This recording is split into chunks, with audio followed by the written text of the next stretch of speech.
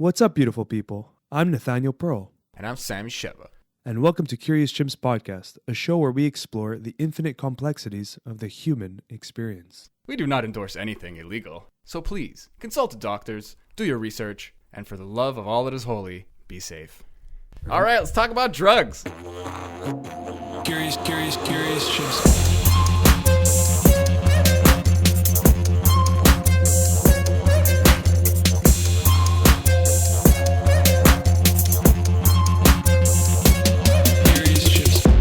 We got some guests on the podcast. I think it would probably be best if you introduce yourselves, and then we can go from there. And yeah, so hi. How you doing? Excellent. I'm Diane Baklor, I'm George Beck. and we are the founders of the POI Institute in Cabo San Lucas.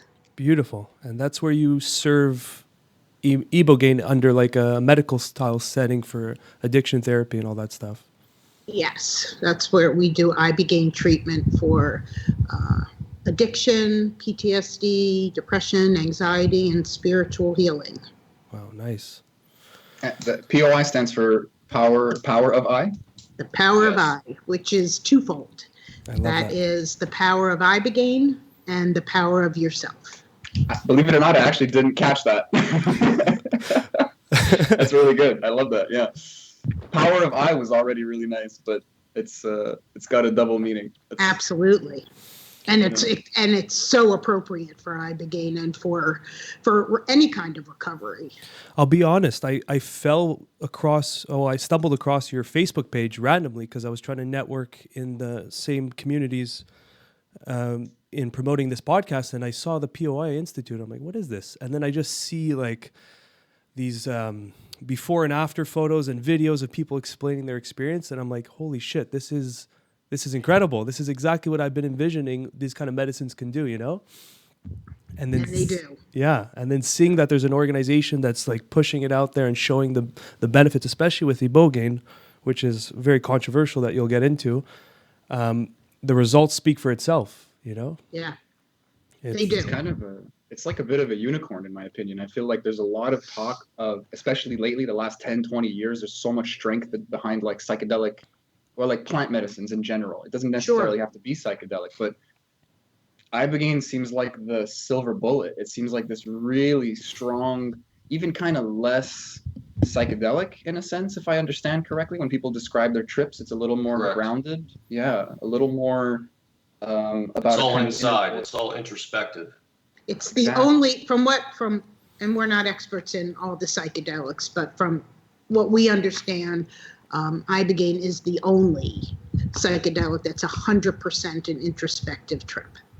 So it's like having a front row seat to your past. I mean, where in the world could you get a chance to have a front row seat to sort of rewind and Wow. get rid of what you want to get rid of, keep what you want to keep, make peace with. It's just really, it's an incredible journey. Yeah, there's a lot of psychological therapy that involves a kind of like almost like getting into hypnosis and kind of like really revisiting your past and Sure. recontextualizing it or understanding it from your present so that it doesn't like control you or affect you in that sense. And you're kind of behind the glass, like you're safe because it is the past. It informs who you are, but it doesn't have to control who you are. And to understand it better and to understand it that way with that kind of space, then you can really take control instead of having this momentum. And on top of that, I mean, like that's a huge thing right there. We could talk about that forever. Sure. But then there's also like it just scrubs your brain clean if you're like addicted to opiates or something like that. Like that's True. This is a freaking miracle. Like It actually resets the receptors to a pre-addictive state, which is just incredible. So talk about twofold, the power of I, twofold, well, Ibogaine twofold in that it not only resets the receptors to the brain, but then it also gives you a life review for you to figure out maybe what caused you to be depressed, to have anxiety, to turn to drugs, to numb. So it's really pretty Yeah, incredible. it's like 20 years of therapy in one day, pretty Wow. much.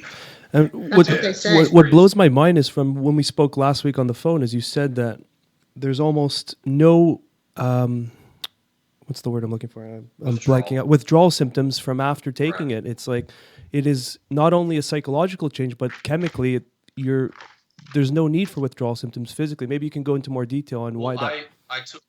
I was addicted to pain pills for 14 years, taking almost 200 milligrams a day, and then I got on Suboxone, which is the The state's United States answer to addiction, which is just So- replacing one with another. Yeah, and that's only approved for 14 days, but then they keep it on you to keep you on it for years, because they make money off of it. But what it also does, it also tears your body down. Everybody's different. Some people lose their teeth. Some people, your bones get brittle. I had a lot of stomach and intestine issues from it over time. So I had to figure out how to get off of it. And it's almost impossible to get off. And I would bounce back from Suboxone to pain pills any chance I got, because I didn't want to take the Suboxone. And, Diane researched Ibogaine for a while, almost a year. And then we went to Mexico to do it. And I was the biggest skeptic, because I'm like, there's no fucking way this is going to make me stop taking these pills. It's impossible, because it's that's the first thing you think about when you wake up is taking your medicine. Nothing else matters. It's just, that's all that you think about. And then you got to think about, if I don't have them tomorrow, what am I going to do? So it's just, it controls your life, and that's what they want. That's what they wanted to do. So going forward, we go down to Mexico. Should I go into like the whole? Okay, listen, so if I interrupt, Yeah, let me sure. explain. Yeah, it's not really called interruption. I call it enhancing. Beautiful. Okay? You guys are the team. Yeah. We'll just let people know you guys are getting married, right? So it's Yeah. normal. They're like, oh, okay. This The is wife an interrupts the interruption. This is husband. Yeah. enhancing. Okay. That's it. Okay. But when I first shared this with him, he looked at me like I had two heads. Yeah, sure. I'm going to take this, and I've been struggling now for 15, 16 years, and I'm going to take this and wake up and have no issues. Whatever. But I think there was a part of George, here's the intention part of Ibogaine. You got to want it. He wanted to be off. Yeah. The fear of that post-acute withdrawal and watching him struggle. And then, with all due respect, you get put on Suboxone, which the FDA approved for 14 days detox years ago, and people are now stuck on that for 14 years. And so in his effort to get off, he went on Suboxone. But Suboxone's a long-acting opiate, as is methadone and Subutex and now Vivitrol, the shot. And so they were replacing short-acting with long-acting, and then these people can't get off. So he was in worse shape on the Suboxone than he was on the short-acting pills that he originally got addicted to from an injury years earlier. Wow. So I'll let George continue. I'm back. Yeah. Okay. You're back. So you can So walk us through the whole process. We get to Mexico, and it's an hour and a half drive to this place. We get there, it's pitch black. We knock on the door. Somebody opens the door and then looks at us and slams it closed and walks away. And I'm looking at her like, we just got screwed. We wired $10,000 to this person. We don't know where the hell we are. And so we bang on the door. The lady comes back, opens it up, and then still walks away and just leaves the door open. Okay. And then we see people sitting further in the house, and the one guy says, yeah, you're in the right place. So we walk in, and just a bunch of people sitting around, chain smoking cigarettes and talking, and so then But the guy they did brag about that Ibogaine worked, because Yeah. otherwise he Yeah. would have been on a I plane would've home. Okay. He would have been done. Okay. And this one guy I talked to was 3 days from after getting treated, and he was taking 1,200 milligrams a day of oxycodone. Oh, okay. And it was unbelievable. Wait a minute. 1,200 milligrams. What was he taking? No, he was spending $1,200 a day. Okay, I was like, I'm not a doctor, but that'll kill a guy. Yeah. It was $1,200. It was a couple hundred milligrams he was taking. They way more than I ever thought of taking. But But he was spending over 1,000 a day. Wow. yeah, 1,200 a day habit. Wow. You know, it's crazy. So, Jeez. but I'm looking at him sitting there like, there's no way. You know, there's no way this guy's telling me the truth. You know, because he looks so normal. So we met the guy finally that, you know, owned the place. And then what did we do, Diane? We came back the next day or something. Well, George walked out of there and said, I'm not staying here. Yeah, Like, the place was nasty. what do you mean you're not staying here? Did you see it? These people are running around. I don't care. I'm not staying here. And I'm not sharing a room with somebody and a single bed guy next to me talking or crying or screaming, blah, blah, blah. I'm like, Yeah. George, we just wired $10,000. What do you mean? So long story short, we convinced the gentleman to still treat him, dose him, and we ended up going and getting a hotel where I spent the next 10 days watching George like a hawk. But hindsight, it was the best thing we ever did, because what we learned from that is that as much as Ibogaine is incredible, there's also something to be said for the setting of where you do it. And doing it in a peaceful, tranquil environment where you have the space to reflect and the time without interference of anybody was huge for him. You know, so I'd leave him alone during the day, check on him, and then come back and then take him out for a little walk, come back. 10 days later, I mean, he came back, and his clients, he was a personal trainer for 25 years and an MPC judge, never missed a day of work, even on the pills. He was a functioning addict. Basically a functioning addict, never missed work. It gave me energy. Okay. But he came back, and people were like, one woman said to him, you went on vacation to have a facelift, didn't you? You had a facelift. Wow. And he's like, what? And that's when he decided to come clean. He was like, no. And he would call me, you know, weeks and months later and go, he called me from the gym, and he's like, Diane, my cheeks hurt so much. I'm like, what are you from smiling? Yeah, it's crazy. But going back to when they did treat me, still when I was there, I was like, there's no way this shit's going to work. It's impossible. So, you know, you take the pills, you lay back, you got an IV in, you listen to some music, non-descriptive music. And, you know, I basically thought I was there for about an hour and a half, 2 hours, but it was really like 9 hours. So time goes really, there's no concept in time. It just goes, you don't feel it. But, you know, when I left, the crazy thing was there was no urge to take any medication. Like, it was totally gone. Like, and I had 40 pills back at the hotel in case, you know, this crashed. You know, you were prepared. They stayed in the safe the whole time, and never had an urge to look at them or touch them. And still to this day, there's no craving, no nothing. But so what changed, at least at the conscious level, during this experience? What clicked, if there was a click per se, or was it really just the whole experience just set you on the right track afterwards? Well, I had a lot of issues growing up with my parents and stuff, and I got to see all that. And the crazy thing, you just kind of, you wonder, when you're taking the Ibogaine, you wonder why you let this take up so much room in your head for all these years, and you just let it go. It's almost like me telling you a story about, you know, I'm all pissed off about this guy at work. He gets on my fucking nerves. And you're like, George, I mean, don't worry about him. Just do your job. It's easy for you to tell me that because you're not in it. So that's how you feel after Ibogaine. It's almost like a third party telling you a story. And you're like, just don't worry about him because it's not affecting you. And that's how you feel after this. It totally resets everything. And plus your immune system gets reset. Wow. And knock on wood, honestly, I haven't had a cold in almost 6 years. Almost 6 years. Wow. Yeah. And I get exposed to people all day long, and, you know, being in the gym business and all that when I was, you know. Yeah. Wow. Back so to intense.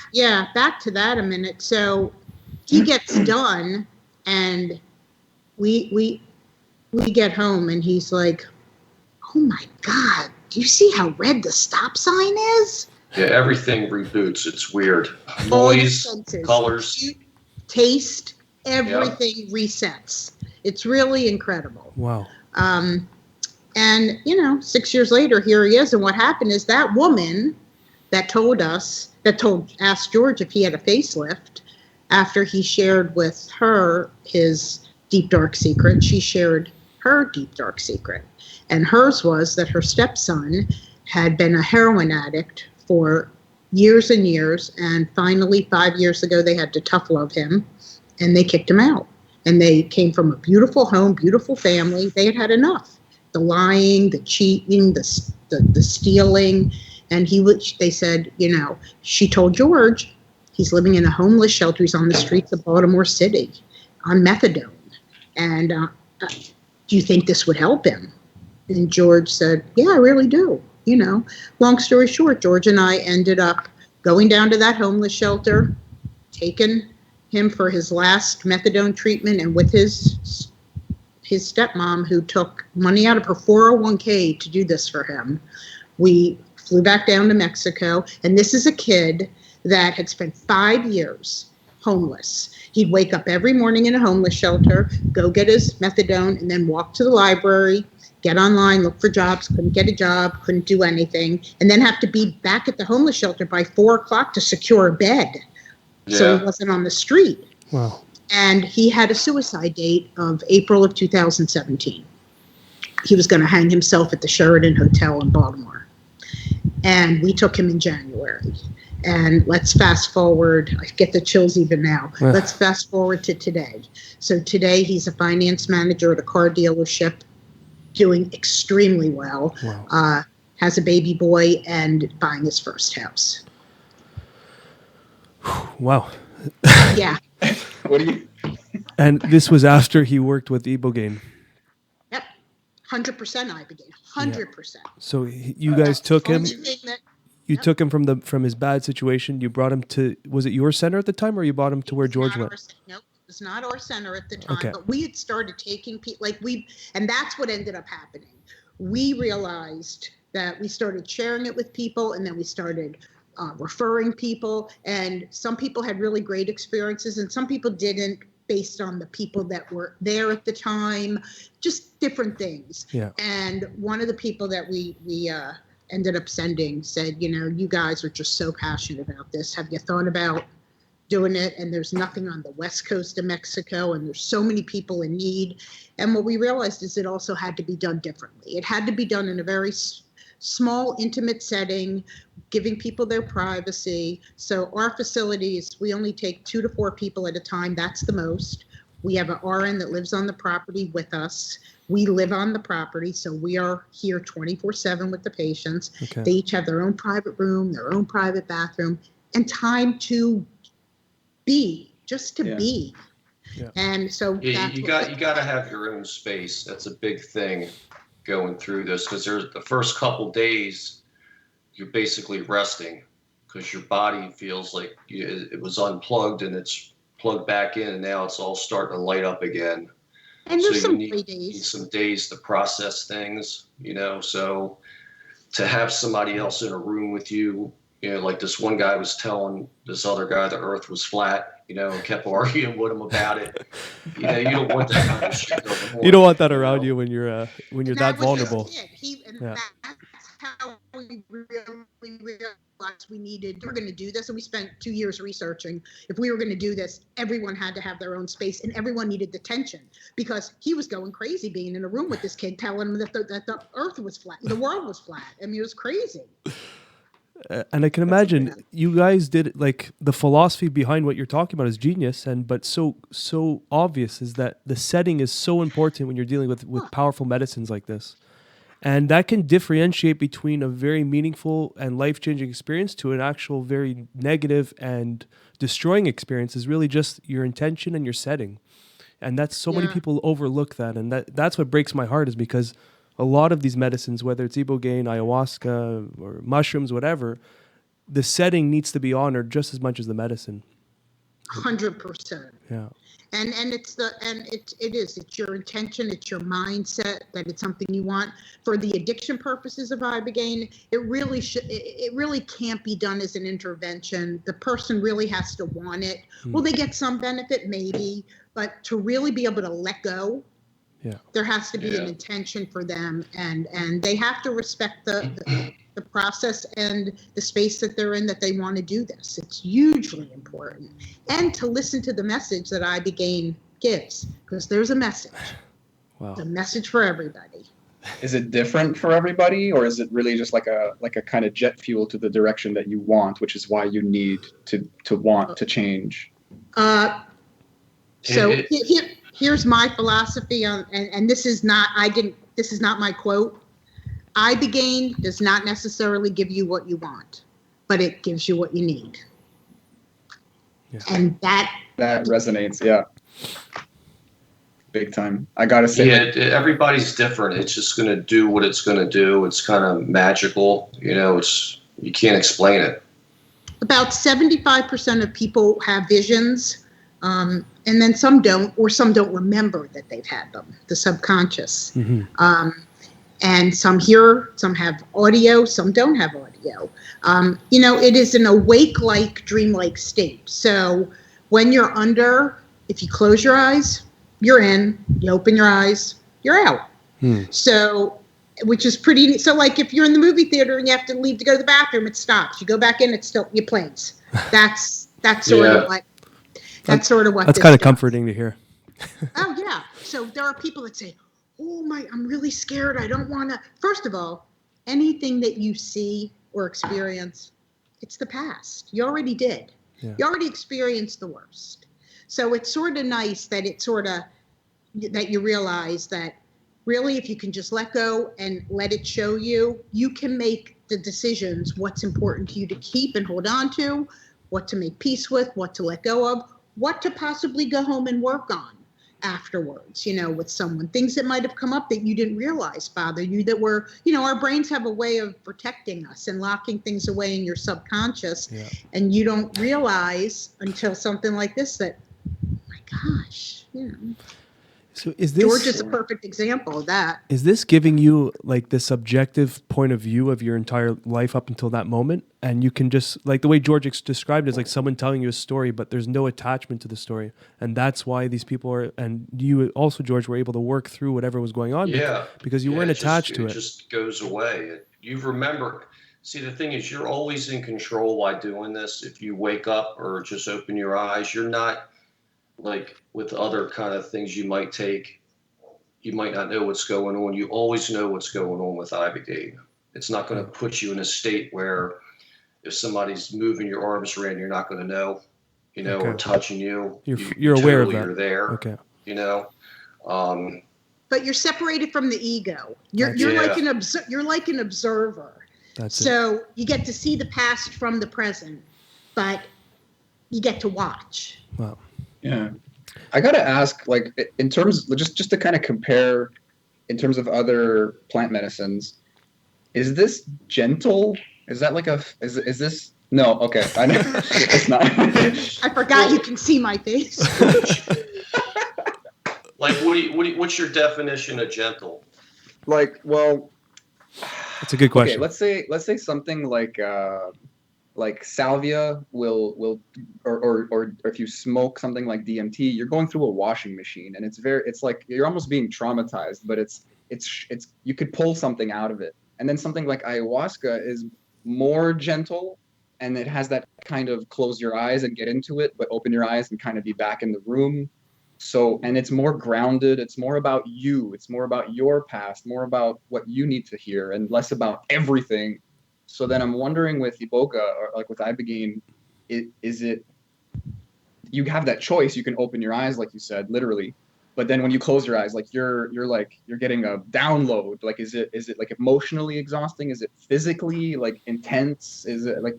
I think it's all the above, but it's nothing negative. It's what you need, and you're basically the next couple of days you're tired because it really takes you to the point. I mean, if you want to compare all these. Ibogaine's like on the top of all of them because it's, They call Ibogaine the grandfather. They call ayahuasca the grandmother. Wow. yeah. Yeah.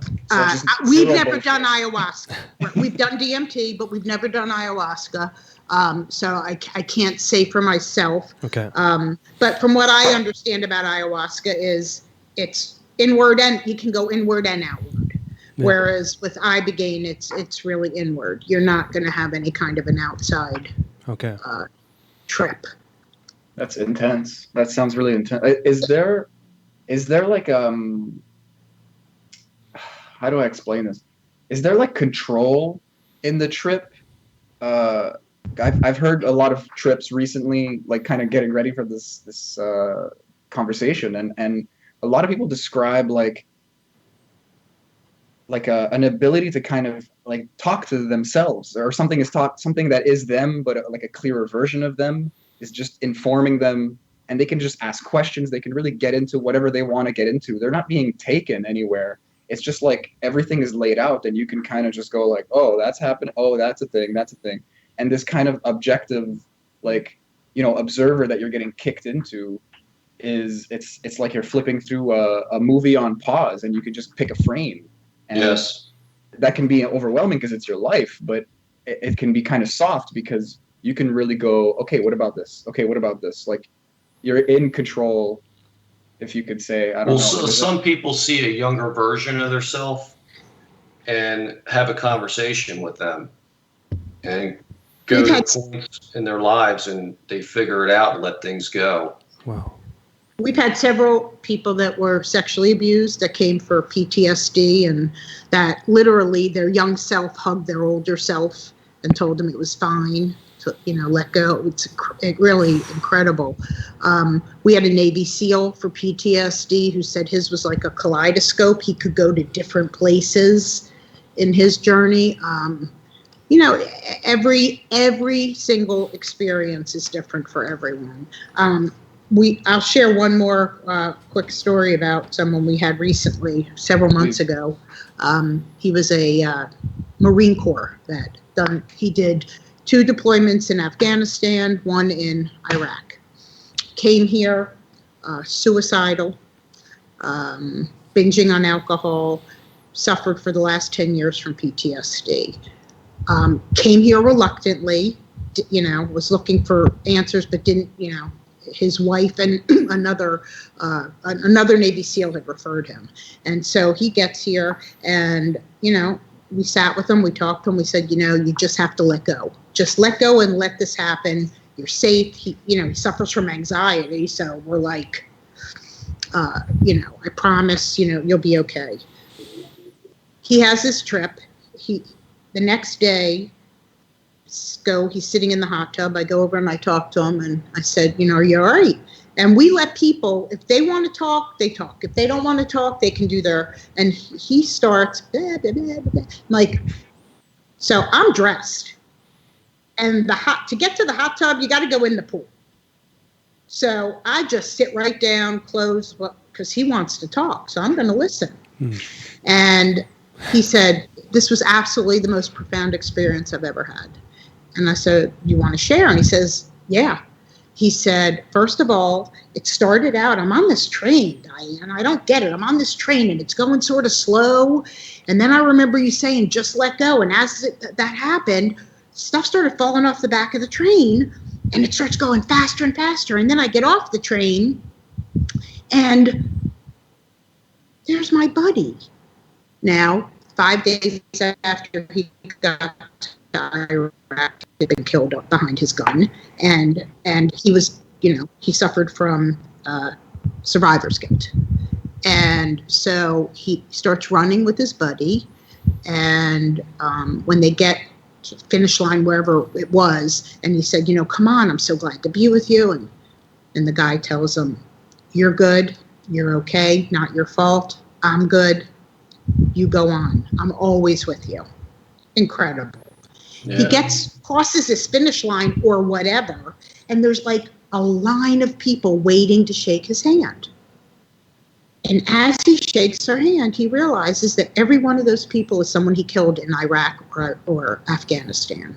And the last two people in this line were two young kids who had been shot, like an ambush or something, and he always felt guilty because they didn't have weapons on them. And that didn't mean that they weren't in that building shooting, but they weren't found with weapons. And these two kids, brothers, shook his hand and they said they were sorry to him. And he shook their hand and he said, I made peace with everyone and everything I had to during my journey. And knock on wood, he's doing incredible. He is another one that looks like he had a facelift. He's only in his 30s. Yeah. He left with all the anxiety out of his face, crow's feet gone. I mean, 10 days, and it's just unbelievable. So everyone's journey is different. Some people see, some people don't. But if you allow it, if you can just let go and allow it to happen, who knows the gift that you'll get out of it. And that's a big pill to swallow. That's intense. Wow. Yeah. Wow. Yeah, it was really, he said it was the most profound experience of his life. So it seems to me that pain, I'm trying to understand the mechanism of pain even in my life and people around me, and it slips its way into the unconscious and it protects itself with all these habits and all these stressors and things that you do to yourself, whether it's drinking, binging on food, taking bigger pharmaceutical addictive substances or whatever. And it's all because the pain is hiding under those walls that it puts up. And from what you're explaining and from what I'm hearing, it sounds exactly that, as Ibogaine opens those walls and exposes that pain and allows you to really look at it and really work through it. And then that's the liberation. It's actually so much easier than you thought. You just have to let go and look at it. Well, and when you experience something the second time by being the spectator, you realize that maybe your interpretation, either as a child or whenever, that maybe it's not as bad as it was, or maybe it's time to let go of it. Yeah. It can be all different. That how long are you going to allow this to take up space in your brain where you could free up for so many more positive? You know, I use the example of the rear view mirror versus the what's it called? Windshield.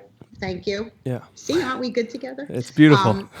So, you know, think about how big the windshield is and think about how big the rear view mirror is.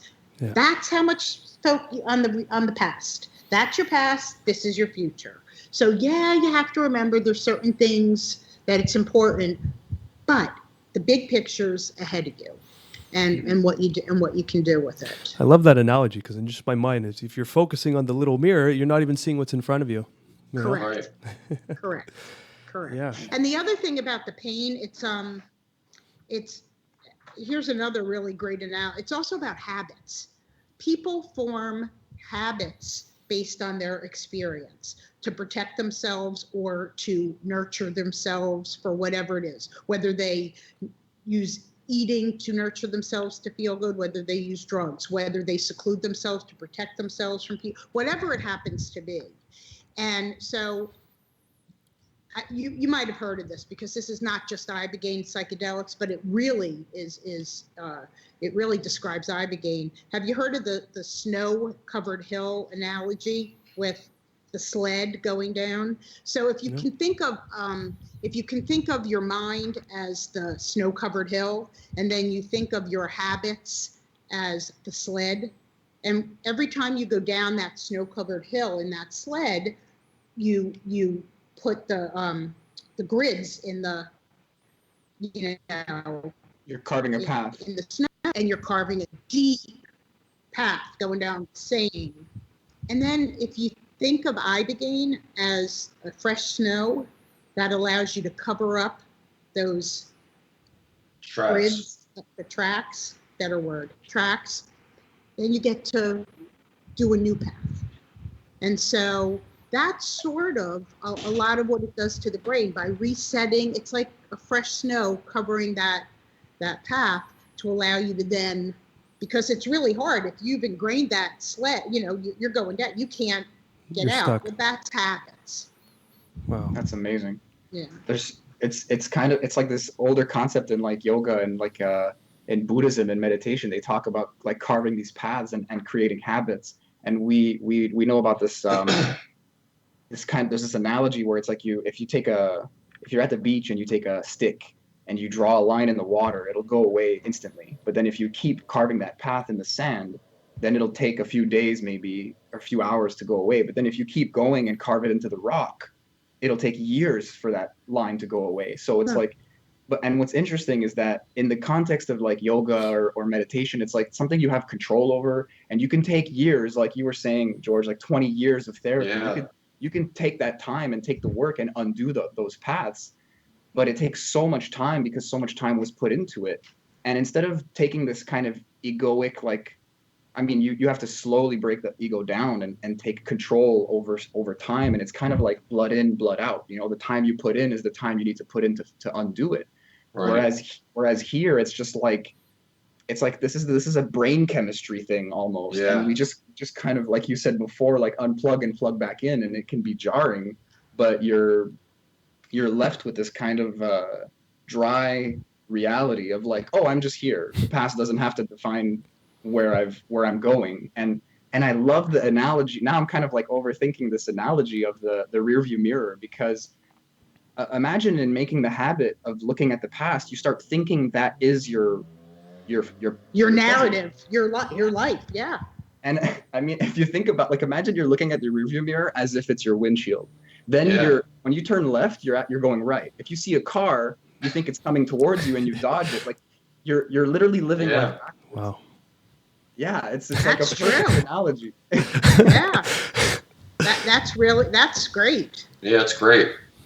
It's tragic. I mean, I think everyone can relate to that, whether you're a Marine Corps guy, whether you're a parent, whether you're just a kid, like anyone can understand that. Oh my God.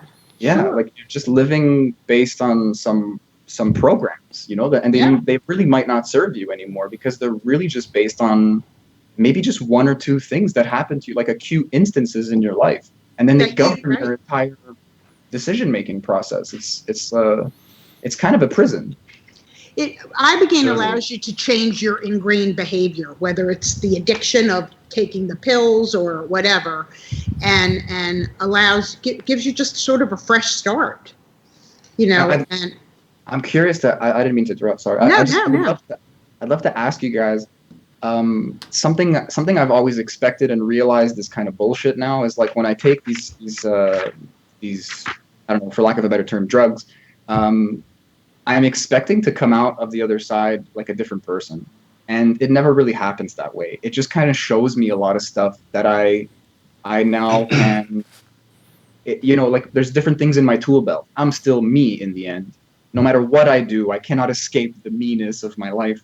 But it sounds like with Iboga that you come out the other side, like maybe with a completely different tool belt. But the way you guys describe it in the stories I've been hearing, it's really like you come out the other side like fresh start, like you're like born again, like you get a second chance. It's like a second chance, but it doesn't change who you are.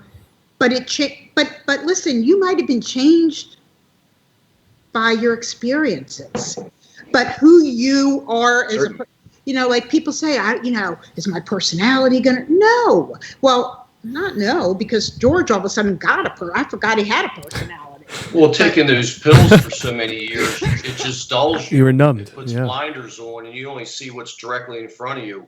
Anything out the side, you don't give a shit what's going on. Wow, okay. You know, and everybody was like, "Man, what's wrong with you? You're mad." I'm like, "No, I'm fine. What the fuck's wrong with you?" You know, you don't feel it. Yeah. You know. Yeah. And but after I stopped and did the Ibogaine, I was like, Jesus Christ. You know, it was like you really feel different. Wow. You're stuck in a loop. You know, you're stuck in a loop of ruminating thoughts or habits, and this breaks that. This totally changes that to give you the chance to. And what we tell people is, it gives you. This is where the power of the second part comes in. What do you do with it once you?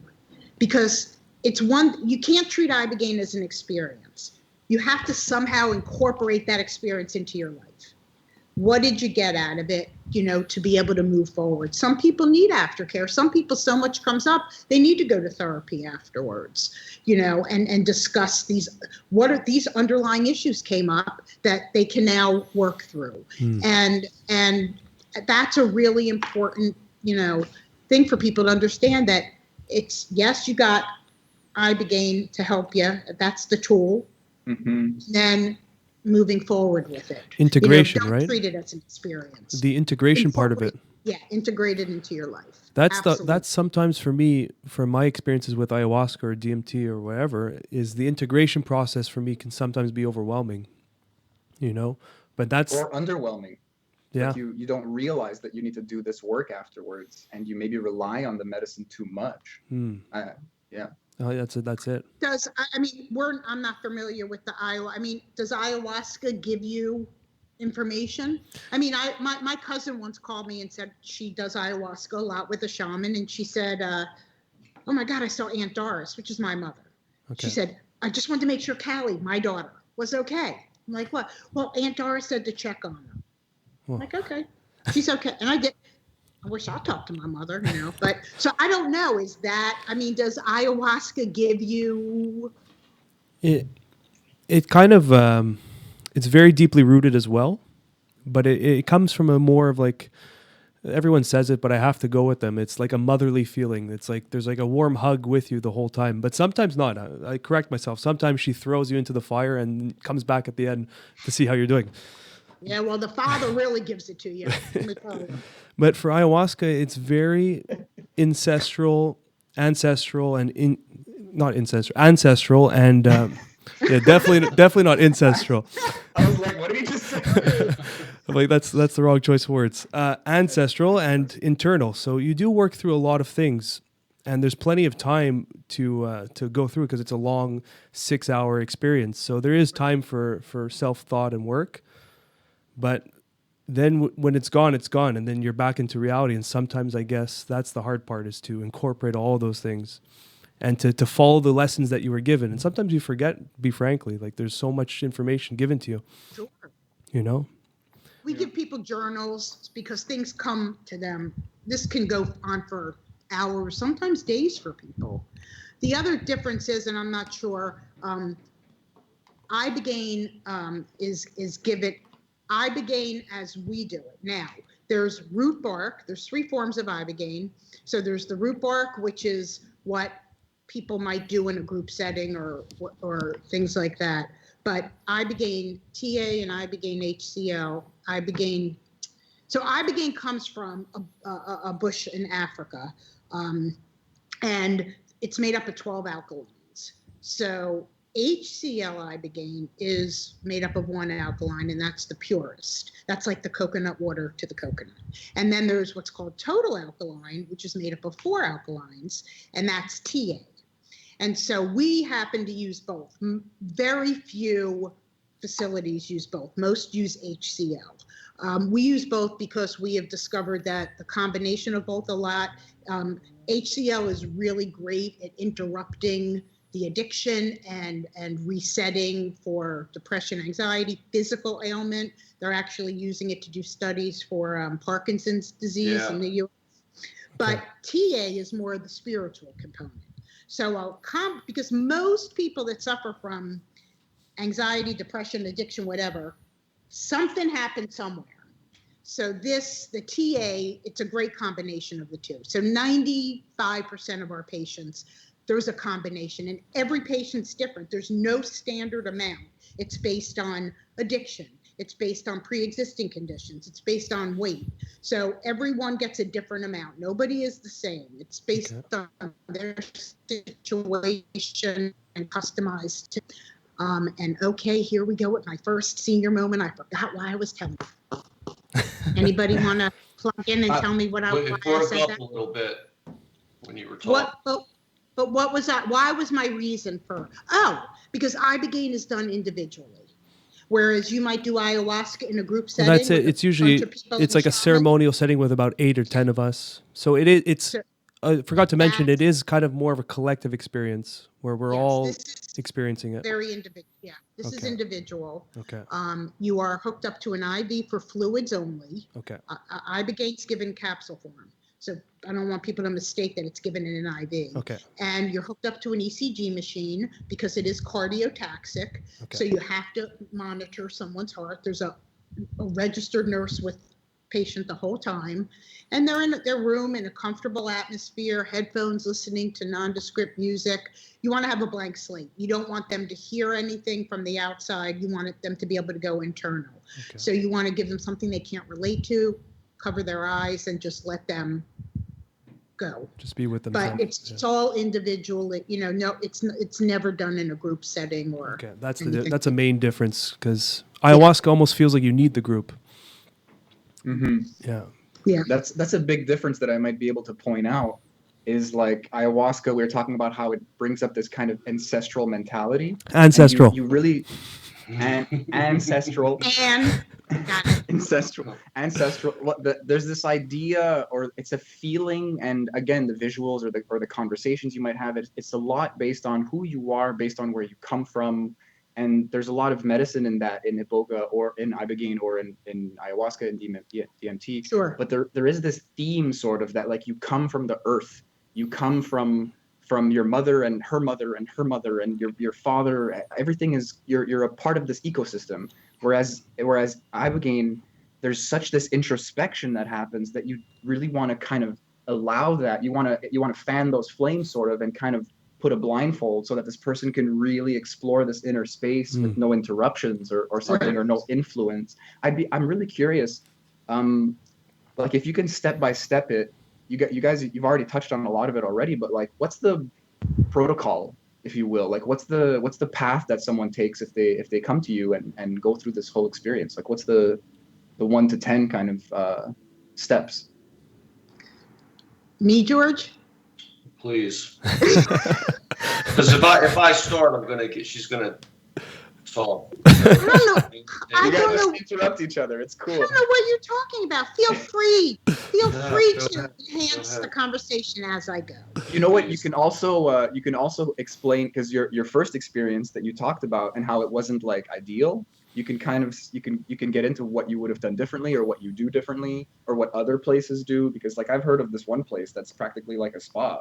Like, they have psychologists on site. They have massage therapists, and like, you're at a beach and stuff. And it's like, I think someone who really needs this kind of protective area, like maybe someone who has more PTSD or something, like the set and setting is so important in any of these contexts. I'm curious, like, So the that's difference. what we thought we were getting, the beach, the therapy, all of that when we took George. No. Nothing Beautiful. was there. There were some screaming monkeys out back. That was about it. Up And the there was tree. a small pool in the backyard, but Half filled. the people would wait for him to get there. I mean, like, he wasn't on site. One nurse watching 7 people at night. They had, it was just. They were So- climbing out the windows, going off on their own. It was crazy. Yeah. One guy rented a golf cart and drove around on a golf cart. I mean, really but A zoo a little bit. It's an Yeah. accident waiting to happen sometimes. But listen, we will always be grateful because George That got started his it. life back, Yeah. truly, Yeah. from the Ibogaine. But in retrospect, what we realized is how different it needed to be. That we are extremely transparent. The only thing we don't do is we don't give our actual address on the website or anything, because we have had people that come that really need the privacy of knowing that people will not come here. They know the address once they come here, but we've had some people from the LA area that have come that just require more privacy, and Okay. so that's the only thing that we don't online. But it starts with the phone call or an email. Oh, I just heard that. It starts with a phone call or an email, and we do an online interview and do an entire medical history background, history on health conditions, on any past and current medications, things like that. we really let them know it's really important you're truthful now, because when you get to us, you sort of threw money away if you get to us, and that's not the case. Okay. Because if we can't So it's treat like you, we want. Yeah, if they tell you they're taking this, and then when they get to you, when they come to us, well, I'm taking this, this, this, and this, it throws the whole thing off. It could be a Or contraindication. if they have a heart condition, or Yeah. if they have Hep C, things like that, because Ibogaine is metabolized through the liver. Doesn't mean we can't treat you. Just means we're going to treat you differently, but Okay. you have to let us know. Okay. So that starts with that. Once people come to us, they get off the plane. George and I personally pick every patient up at the airport ourselves. After that hour and a half taxi ride where we went, we said that was the first thing we realized, that is just not good. Yeah, You have it to go just to stresses you out. go to Yeah. another Just don't know country. what else going on. Yeah. And you're dealing That's with good. people that have anxiety, depression, PTSD, or they're addicts, and you bring them into a foreign country and then tell them, get a cab and get here. Yeah. Not good. So we personally pick them up at the airport. We exchange photographs so they know that we're not going to kidnap them, and we know we're not picking up, a rapist or something. Yeah. So we literally, he's The truth, outside. He's outside. I'm inside the airport. They get through customs. I'm there. Get back here, drop their stuff off, immediately go to the hospital, do full lab workup. Lab workup is done here for lots of reasons, mostly because we want to know it's a moment in time, and we want to know the moment in time when you're here. Okay. Because you can tell us you took this, this, and this, and then you could get your blood work from home, and then you got on the plane, and God knows what you did. Something changed. Yeah. Yeah, even if you don't have an addiction, but you drink a lot of alcohol, you're nervous, so you drink on the plane, and then we're going to give you Ibogaine, and your liver could be compromised for 24 hours. Wow. So we full lab workup, come back here, nurse does an EKG, wait for the results. Everything's fine. The next day, people undergo their Ibogaine. It's called a flood dose. Okay. So, and then that's usually around, 9 in the morning or whatever. Empty stomach. They have a nice dinner the night before. Next morning they wake up and given an IV for fluids, put on an ECG machine, monitored for a little while, and then over a 3 to 4 hour period, typically, they will get the Ibogaine. First dose is not, it's a test dose, but it's not a test dose. It's big enough to start things, but small enough that if God forbid somebody has an allergic reaction, we can stop it. Okay. And the reason, and if you read about Ibogaine, a lot of people, you do a small test dose. One of the things we learned a long time ago was that small test dose, when it comes to addiction, is enough to tell those receptors in the brain, that army, something's coming. So you don't want that. Okay. You want to give them enough that you overpower the army, but not so much that you can't. And then over a 3 to 4 hour period, they get their Ibogaine, and then they're in their dreamlike state, their little Ibogaine journey for anywhere from 4 to, we've had people 12 hours before we took them, off the IVs and stuff. We just keep them and it's just, glucose or things like that, but we want them to get their full experience without being interrupted. And that eliminates fear of their physical body. If they're dehydrated or if they don't know where they are, at least they know. I feel like for me personally, I would feel like completely at ease to just let go. I already do in ayahuasca and all that stuff, but there's always little things that, I didn't drink water, but I know I'll be okay because 6 hours I'll be fine. But knowing that you have all the bases covered, it's just you, it can release you. You know, nothing to hold on to fear. Right. That's and they're in beautiful. the comfort of, most patients are in the comfort of their own room. We do have a flood dose room for people that have a little bit more, maybe pre-existing conditions that might have like arrhythmias or things like that, where we need a single bed and the nurse needs to have closer control versus king size bed, bigger room. Okay. But most of the patients, privacy of their room. It's a beautiful room. They have their own bathroom. They'll get up to go to the bathroom. Nurse will, unhook them and take them in there. But so they feel comfortable because they've this is their room for the next 5, 7, 10 days, whatever. Yeah. And they feel comfortable being able to just sort of let go. That's beautiful. After the experience, they spend, like George said, depending on the addiction or PTSD or whatever, some people, PTSD, depression, anxiety, are pretty much fine the next day. They might have a little bit of residual of lights flick, seeing like fissures going through the air, Okay. but that's normal. See how well he enhances? I love it. You guys bounce off each other. Is that a blood pressure thing, or is that like really like some kind of hallucination thing? It's like an hallucination kind of thing. It's weird. Still the residual effects, but most people, except for addiction, the withdrawal that people experience from Ibogaine that have any addiction is nothing like what they fear. Like when we say there's no withdrawal, there is no typical post-acute withdrawal, which is the reason most addicts don't want to get clean. The fear of that horrible experience, which I can't relate to, but he can. Yeah, that doesn't happen with Ibogaine. The only, you could say withdrawal would be you're just tired. Okay. That's why you got a nice room you can chill out, and we bring you food, you could eat in your room, whatever you want to do. We don't, we don't take your phone. If it's not a like rehab. Okay. You got total access to all your stuff.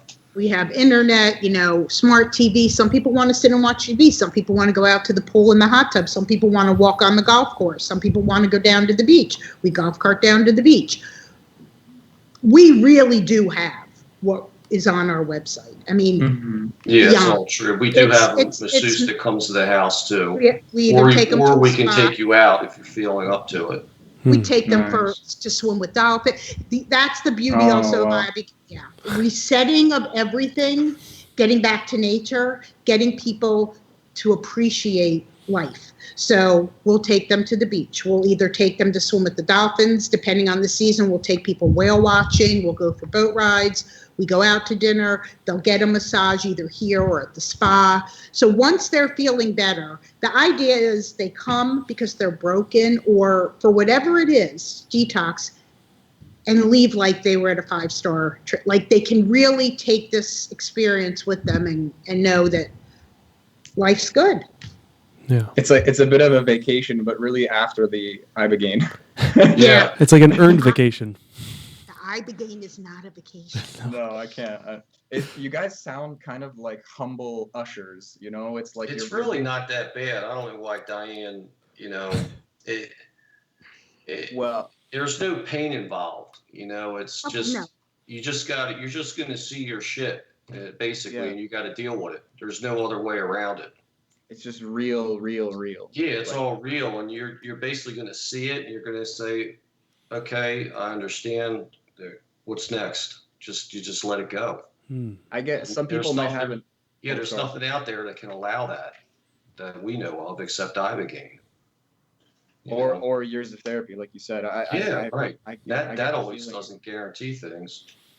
No, it's true. Yeah, I mean, there's a kind of solidity when it comes to a molecule or a certain kind of like a medicine, whereas a person like where you are in your state and like a person, a psychiatrist or something, or a psychologist, like it's there's so many variables, whereas you guys just seem to be kind of getting out of the way for the plant to do the work and taking care of everything else and being kind of a parent to whoever comes to you, even picking them up at the airport, like really being like we got you, and then the Ibogaine's got us, like we have like family dinners and stuff, we sit around and talk, it's like, maybe Diane and I stay in contact with all the patients still.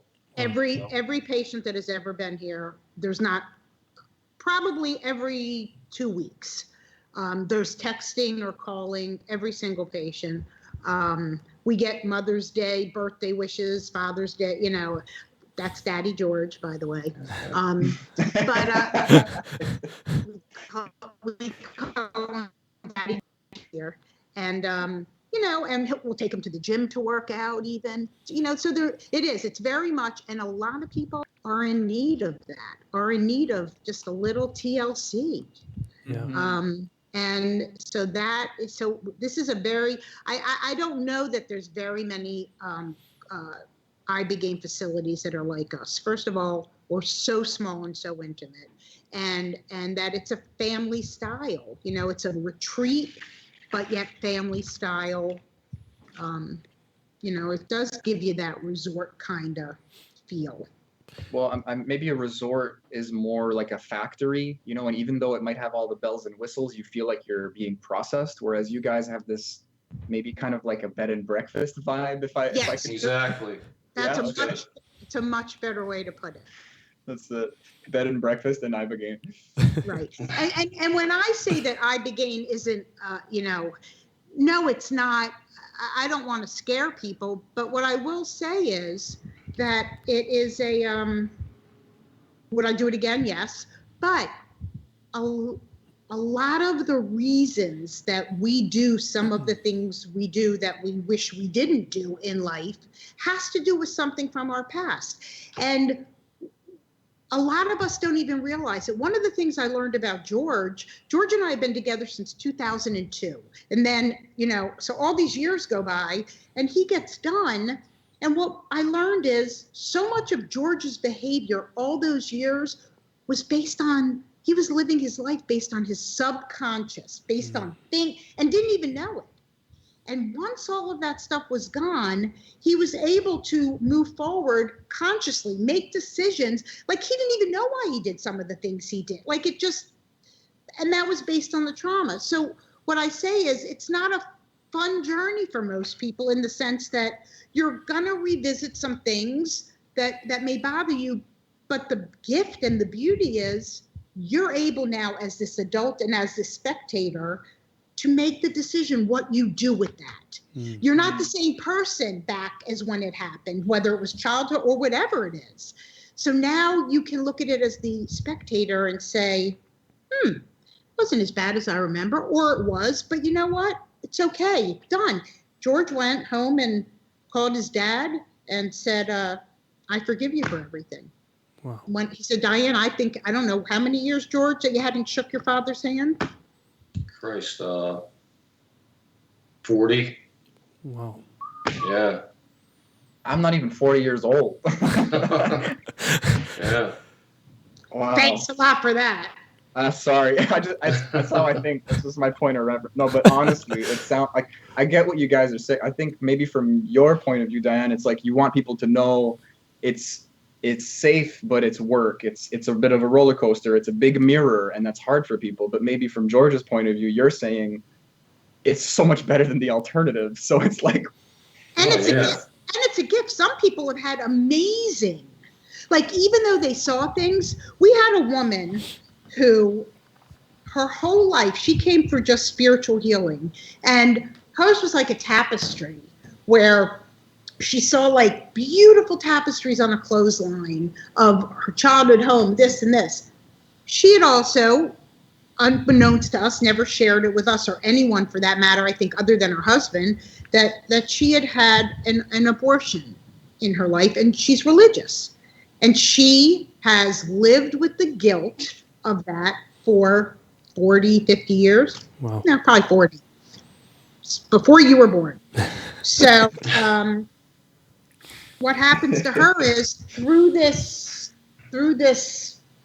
tapestry floating on this clothesline, all of a sudden the tapestry split and a hand with a baby comes out and says to her, everything's okay. Let it go. Wow. So we heard about this after her experience, and said we didn't even know that there was that issue, and she said, I want to share this with you because it is so. It changed my life, being able to know that I could. That was God telling her to let. That was her journey. Yeah. So, so again, it was a wonderful gift for her. Did she probably see something she didn't work for? It's one of the reasons we also have people hooked up to to an ECG machine, is to watch the heart rate and see how people are reacting. Okay. So, yeah.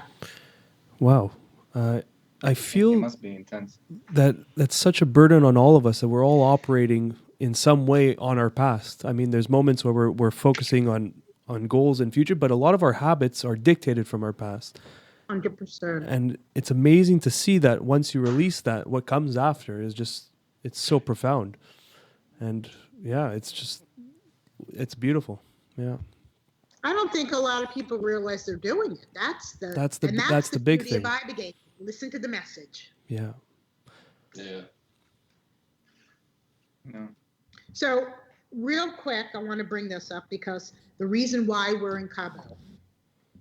So we're in Cabo because Ibogaine's legal in the U.S. It's illegal. Illegal. Okay. Yeah. Illegal. Okay. Not legal. Exactly. Yeah. And why? Because it's put in a category as a Schedule 1. And way back in the 70s, before you were born, there was, Nixon did this, war on drugs. And a lot of it had to do with the LSD era. And I think, just my personal opinion, I think, the Charles Manson murders, I think probably sparked real, LSD's bad. It was all the negative. And so all psychedelics and we're going to be put in this Schedule 1, the most dangerous. But that was 1970. This is 2020. Yeah. And so what makes up a Schedule 1? Well, here's what makes up a Schedule 1. There's 3 components. One is the propensity to be abused, use it for social whatever. Second is that it has the propensity for you to get addicted. And back to the abuse a minute. Again, nobody's using Ibogaine nobody's using it to get high. I promise. I can't imagine. Not happening. And then the third thing that makes something a Schedule 1 is that it has no current medical value. Mm-hmm. Not true. Now, let's go to marijuana. Marijuana is also a Schedule 1. Why? It does have medical value. Mm-hmm. Okay, so they're making progress with marijuana in legalizing in areas, but Ibogaine, shame on the U.S. because really, it really should be legalized for what it can do. The beauty of especially with the opiate epidemic in our country, it is a sin. Yeah. So what's our feeling is why do you want to promote something that somebody can do once and be cured when you can keep them on long-acting drugs for that's what it comes down to, the money. Yeah. Can you even patent or sell something like Ibogaine? Like, is that even possible? Because it's just like a plant. Well, there's a woman by the name of Dr. Deborah Mash at University of Miami that holds probably all the patents on Ibogaine. She got involved with a guy by the name of Howard Latzoff, who actually mistakenly came across Ibogaine in 1962. He was a heroin addict, and a buddy of his gave him Ibogaine, and he woke up the next day with no desire. It was an accidental discovery that he had no desire to do heroin again. So they got together over the years to promote, and she had the FDA initially approve it in the 80s. They took it back. She moved to St. Kitts and opened up a clinic, ended up coming back to the University of Miami. She went to the state of Maryland 2 years ago and did a talk because the opiate epidemic, which is where we're from, is so prevalent. And right now, Johns Hopkins is doing a study on Ibogaine for addiction, which will be finished in December of 2021. But back to what you were asking, they are trying to do a synthetic nor-Ibogaine. So Ibogaine, you ingest Ibogaine, it gets through the liver, and it turns into what's called nor-Ibogaine. That's the metabolite it turns into. And what that does is that gives you that really good feeling, like you're on the best antidepressant ever for the next 30, 60, 90. We've had people 6 months. Oh. And that's that motivation to move forward, make changes, do what you need to do. So what they're trying to do, there's actually a company in Canada that is trying to also Make a do a synthetic synthetic Ibogaine. So what's my feeling on that? Well, two things. One, do I think Ibogaine could be used as an antidepressant? Yes. Why are you doing that? Is that because then people have to go get a 30-day prescription and then there's big pharma? That's the first thing. And, Suboxone, Subutex, methadone, Suboxone was supposed to be a 14-day, and now it's an $18 billion industry in the United States. Come on, $18 billion. You can't make this stuff up, man. It's crazy. Right. But the Ibogaine, that is something that maybe could be, but here's our issue with that. You take away the trip. You take away the journey. And for so many people, that journey is the healing. That's the healing process. Yeah. Okay, you might want to extend the good feeling of Ibogaine, but the addiction part and the depression and the PTSD. You got to do a flood dose to make that happen. Yeah, that journey is. Yeah. Well, I think you were talking about the different alkaloids or something like that. I'm not a scientist. I'm not going to pretend. ACL. Neither way. Exactly. Yeah. So, and then you kind of separated the experiences, saying one will really help in a certain physical way, and then the other one kind of gives you that spiritual aspect. Yes. A lot of people in the first place feel hurt, disenfranchised, whatever word you want to use. There's a reason that they feel like disconnected from life, and they go to something. Or it could just be like bad luck. They get injured and they get put on some kind of opiate. Sure. But to continue on it, one way or the other, you're in this kind of chemical racetrack now, and then that one side can help so much, whereas this other side can recontextualize your life and give you this kind of like hug for the soul.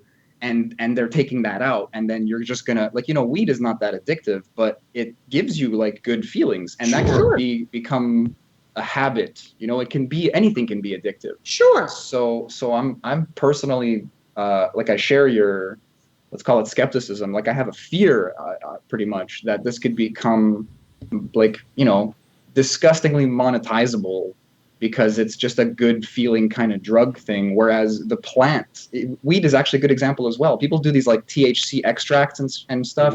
Bigger, and stronger, exaggerated concentrate that like fucks with you in a sense. And it's not the point, there's all these things happening at the same time. And in a way, it's kind of the same argument that we're making with set and setting. You can't just take the crown jewel out and think it's going to work the same. You gotta use the experience. 100%. Yeah. 100%. Yeah, you're right. 100%. And that's what I fear too, is that you see the trend is once they have a new medication, the money machine goes behind it, and they find a way to monetize it throughout the years. Yeah, and that's what's sad. I mean, I think that it would be. There's people that microdose on Ibogaine. We will send people. We will have that, let them take some with them for microdosing to keep that Ibogaine good feeling. There's a lot of people that need it. What it does is it's sort of like that. It gives you the window to make changes. Okay. So if a lot of underlying stuff comes up, you have this window for the addict, get rid of phone numbers, if you want to do 12-step, find yourself a sponsor, do 12-step. If you want a therapist, go to a 28-day program. For people that have depression or anxiety or PTSD, some people just need to go back home and deal with a therapist or a counselor to work through it. It gives you that window where you're motivated, you're feeling good, and you want to make sure you make those changes if they need to be made while that window's open. So I could see where some people want to end that window, they microdose, or that is where the Ibogaine could come. But nothing can replace. I might talk, the trip, but it's incredible. I mean, my mother, I go to bed always hoping that I could hear her voice. You know, she died unexpectedly. That was a trauma for me. I saw her in my Ibogaine journey. She didn't talk to me, but what she did do is she had died unexpectedly in my daughter's bed, and she sat up in bed, and then for me, the only way to describe my journey is it was like being at a drive-in movie theater. It was black, and there were just lots of visuals, and I would find myself squinting to see things, and she sat up in bed and turned her head, and then the next thing that happened is the entire screen went black, and a beautiful white dove came flying through the screen. And it let me know she was okay. That was my, whether it's what is, that was my interpretation, and I got to have that. So to take that away, to take the military guy's experience, to take the Navy SEALs, to take that woman, to take the girl who from Russia who was sexually abused for years, and her little young 6-year-old self hugged her adult self and told her it was fine. That's not happening with a 30-day prescription of Ibogaine. Amen. Yeah. I really, it's almost, you want these things to become mainstream in a way, but I feel more as we talk to people like you, it's like the mainstream is what's failing us. It's not that Ibogaine has to adapt in some strange way. It's like everything needs to be monetized. Everything needs to be pushed into a commercial and into a pill. I mean, for lack of a better term, I know you guys use pills also, but it's like, or capsules or something, but I want to appreciate when things become mainstream, and I want people to become aware, but at the same time, that's the pill, you know, that the mainstream is the thing we're complaining about, and it's just not working anymore. I don't want to attack all of society, but it feels criminal. It feels like a bastardization of this thing that I said at the beginning is like a magic silver bullet that is freaking fixing people. Right. In a crazy society where we're giving people freaking heroin, and like we're getting, like, you know, like it boggles the mind. It bothers. It boils the blood, you know. And then they're like, oh yeah, we could use this. We can utilize this. We can extract. We can take the soul out of it and just turn it into a cash cow. And it's like, exactly. Come on. And the funny thing is, I mean, for us, I was a successful real estate agent. We owned a gym together. I mean, we did not need to do this. This, we realized, became our journey as we started sharing the story. And it's a lot of work. We do it on a very small scale. So for us, it is not a cash cow. It is truly because we want to pay it forward.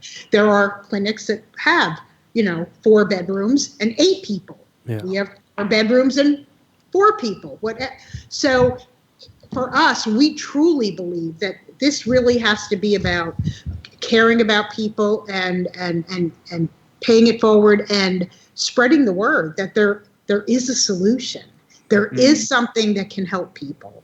And we've had incredible success with it. I mean, just long-term incredible success. And to get calls from parents or spouses saying, thank you for giving us our child back, or there's just nothing. The reward is, and there's no monetary value on that. So I think that I'm okay with the idea. Maybe they want to do some kind of synthetic Ibogaine, but God, let this happen. Let that be phase 2. Let people have the journey. And I mean, our goal is that hopefully it does get approved at some point in the U.S. Who knows? I mean, you guys in Canada, it's approved. There's a few centers here. Yeah, but they've recently had to close any centers that were not doctor operated or medically, from what I understand. And I'm not very familiar with the Canadian, but we just had a patient from Canada that had research doing it in Canada, and and he came during this crisis at the beginning, came 2 weeks, quarantined at a Airbnb, came here for 2 weeks, then went back to Canada, and yesterday got to go home after quarantining 14 days in Canada. But he could not find a place because it was not, they had to close down the couple of places that he had heard of that because they didn't have a doctor or wasn't medically focused, something to that. So I think they've changed a little bit of it is still legal, but I think there's some criteria and some guidelines they have to go by, which you should. Yeah. I was going to ask, like, I guess there is, you guys have a registered nurse, you're saying, and you do a lot of background checking. You want to, and really we do, just for the safety of the patients. Right. Like, yeah. And if we need to, that we have a doctor that we send lab work. If there's any question, if there's anything up with the lab work or anything, we have a beautiful hospital that's less than a half a mile from here, that if God forbid, never happened, thank goodness, we have everything here we need. But yeah, it's extremely important that it's medically focused, and the patient is never out of our site during the flood dose.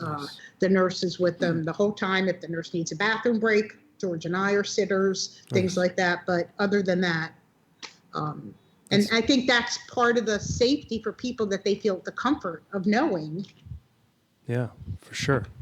Yeah, we've had some people come to us and they have gotten treatment before, and the people left the room, and they left them in a room for 6 hours by themselves, or had somebody next to them while they were dosing, or were given. We believe in boosters after on day 3 and day 7, depending on how long they're here, and places that are placebos or empty capsules with the boosters. Listen, there's a lot of ways you can cut corners with a treatment center. It should never be the Ibogaine. I mean, cut corners with the facility or what you offer, but to cheat somebody, out of their, and so their recovery, we have had a couple of people that came to us that way. We've also had a couple of people that we said, listen, don't bring that drug into the country because you'll detox, all right, but it'll be 3 years in a Mexican jail. Yeah. And sure enough, we had 2 stubborn people, one from Brooklyn, New York, and one from Maryland. And I'll tell you what, the Maryland girl, she knows that she holds the award for the worst one we've ever had. She showed up here. She had emptied out an eye makeup case and put her heroin, and literally was so scared of post-acute withdrawal that brought heroin into the country. Wow. How she didn't get caught, because when we picked her up at the airport, oh God, she was so fucked up, man. She's curb stepping, walking around like she's on the moon. I'm like, she stood out like like everybody's just looking at her. I'm like, Jesus Christ, Wow. And on June 1st, she'll have 8 months clean. Yeah. That's amazing. Is doing amazing. That's beautiful. Yeah.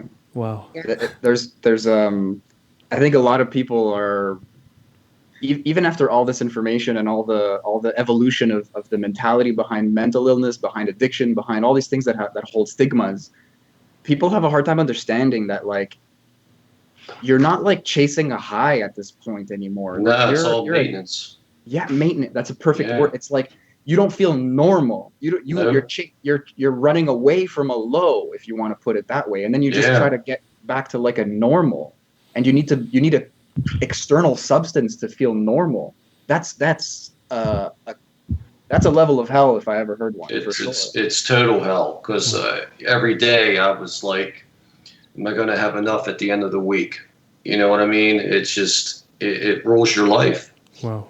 It's terrible. We always said that George wasn't getting high, and every addict agrees, they're not getting high, they're just getting by. They're literally just, and they're not even normal. They don't even feel normal. First of all, Suboxone and Subutex robs individuals of everything. Their personality, they are just flat, completely flat. George will tell you about that. I mean, no high, no low, no nothing. No. Terrible. And actually, when George got clean, on about day 3. It's called a gray day, and a lot of people have that. And that's really a lot of just like the stuff coming up. George, out of nowhere, just crying like a baby. And you can look, he don't cry that much. And he goes, and he's like this. Oh, I knew I didn't want to feel like this. Well, you know what it is? And this is for anyone. You might do that to prevent yourself from feeling the bad, but you're also missing out on feeling the good. And today he will tell you that $18,000 between the treatment and the hotel and flights that he spent. What do you say, George? You'd spend what? I would have spent 50. Wow. To feel the way he feels. Wow. Yeah, it's crazy. So I'll tell you another quick story because, Hell yeah. I love it. So, We got time. How old's your mom, George? 78. Okay. So she was in her early 70s at the time. And I said, Kathleen, she has no idea about his past, and I'll leave it. There was a lot of stuff that happened to George that he never shared with her. And because he didn't want to hurt her. And but she could tell he was different. She had no idea he had an addiction problem. So, way back 5-6 years ago, I said, Kathleen, I found this amazing therapist in Mexico. I'm going to take George. She said, Mexico? Can't you find a therapist in the United States, Diane? And I said, no, I really think this guy can help. All right, whatever. We go, come back. About 2 weeks later, she calls me. She said, Diane, were you in that room when that therapist was talking to George? And I said, no, Kathleen, why? She goes, I think they gave him a lobotomy. I said, what do you mean? I have my old George back. He smiled. He sat with me for an hour. Now, this is someone that had no idea about nothing. She really thought that, what did they do to him that he is so different that she had her old George back? Like a 180. I got to ask, George, like, how do you look back on yourself now? What is that perspective like to see, like, what's the continuity of who you are now and after the treatment? Like, I'm sure you know what I'm getting at. I'm sure people have asked you a million times. Yeah, it's like you remember a lot of things, but you how can I explain it? It's a weird one. It's weird. It's like what they're doing now. They're putting these brain things on when people are doing Ibogaine, and parts of the brain are talking to each other that's never spoke before. This is how much this stuff opens up the brain and allows things to happen. So I think if any, it could also somewhat be a smart drug, nootropic. Let alone rebooting your immune system, because it resets everything. And I know Diane doesn't like me to preach too much about, it can cure this, it can cure that, but I think theoretically it can, because if your immune system's rebooting, if you have certain ailments, they're going to go away because your immune system's working at a different level now, the way it should. Before you would take certain drugs, if you take a Z-Pack when you get a cold, your immune system gets dulled because it knows, oh, well, next time he gets a cold, he's going to take that Z-Pack, so I'm not going to have to work as hard. So all that shit gets reset. People don't understand, and you don't need a lot of that stuff, and your brain functions just seem to work better. I guess I've fucked mine up over the years doing what I was doing, but I was able to get it all back. I got lucky. Wow. And it lets you go into a different path. The ideas come into your head. You can't explain it. It just happens. It's like some guy thinking up a website or something or some formula just pops in his brain. This is kind of what this stuff does. You just get ideas all of a sudden. Where before you would just sit on the couch and just wait for the next thing to come on TV and not think anything past that. It's like a eureka like the eureka moments. Yeah. Like you're taking eureka in a pill, sort of like. Yep. Like these There's- aha moments. There's definitely aha moments. I'm kind of curious. Like this is getting more out there, which we love doing. So I don't know if you guys have ever thought of this, but you're talking about like this, like separately. You're talking about like these mental benefits and these psychological benefits, and then you're talking about this immune system, this like health, physical body benefit. What if there's no difference there? You know, what if in a sense this brain reboot really messes with your belief system and gives you this kind of tabula rasa, like blank slate, and then a lot of the things that could possibly affect you don't anymore, and you are, you know, healed because of the way your mind has shifted so strongly, or even the fact that, I mean, you know, someone who's depressed is immune compromised. Someone Sure. who's, you know, like there's such an interconnectedness to our No, health. you're 100% right. Yeah. Absolutely. 100%. You know, what you said also, the other thing that happened to George with him is, and he'll confirm this, he doesn't react like he used to. I would get so pissed off on shit and just down, like, fuck it, man. If you want to jump in front of me, go ahead. You know, I don't really give a shit. You know, we're all going the same place, you know. He just is way more relaxed and things just roll off him. Yeah. Where he was never. I was a wreck, you know. You must be so much more solid in yourself. Like, I mean, not only to have gone through what you went through and then come back from it, and then also to take the mantle, so like to be like, okay, I'm going to help other people with this thing that helped me. Like, what a fucking journey. Like, it automatically makes you want to do that. It's weird. It's almost like it's almost like a truth serum too. Like you'll start talking about shit. You'll ask yourself, why the hell am I telling this person that? You know, you don't even know why. He told me things that he really probably wished he hadn't shared with me. I'm like, why the hell am I still talking? You know, you can't stop yourself. That scares me now. Like I kind of got the bug, like just learning about this stuff and now talking to you guys. But like, there's some shit I just don't want to tell anybody. That goes away. That's only the first couple days. Well, it's really good because I think subconsciously he wanted to it released him of things. Yeah. We're not talking about sharing, but stuff that he either felt badly about or guilty about or whatever that he needed to let go of. And maybe you didn't even realize you were holding on to it, that resistance, you know? And then that's why it just flows out and you're like, what the fuck is going on?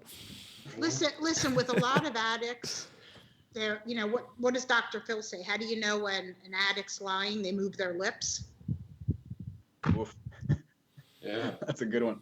So I think that with a lot of the addiction people, we have people in the middle of their dosing will be like, they'll sit up and go, oh my God, what I did, or oh my God, what, you know, or crying or feeling badly. I think that there's that secretive and the lying. Listen, the other thing about addicts is no one can ever take it personally. They will always choose their addiction over anyone or anything. So they've done some shitty stuff to people. And that's, I think, what comes up is that, you know, their moral compass. I don't know, maybe it awakens the moral compass or something, but whatever it does, it's all positive because, and it's not to give, like what he shared with me, it didn't make me feel any better hearing about it. I got to be honest with you, but it did help him. And that's the whole idea. Yeah. It sounds like a flushing out almost, you know, like you don't feel guilty about your past. You feel like you processed a lot of it. It's so hard to, Listen, if you learn from your past, you know, we all have stumbling blocks, you know, you turn them into stepping stones. And that's what this was. Well, we had I like that. We had a guy and girl from about a year and a half ago come to us. We don't usually do that, you know, let two people come. A couple. Okay. And so he gets his treatment, and the truth serum's kicked in. So she starts asking questions about, stuff that he's answered no to before. So a lot of the questions were, did you sleep with this one, and this one? And his answers now were yes, yes, yes.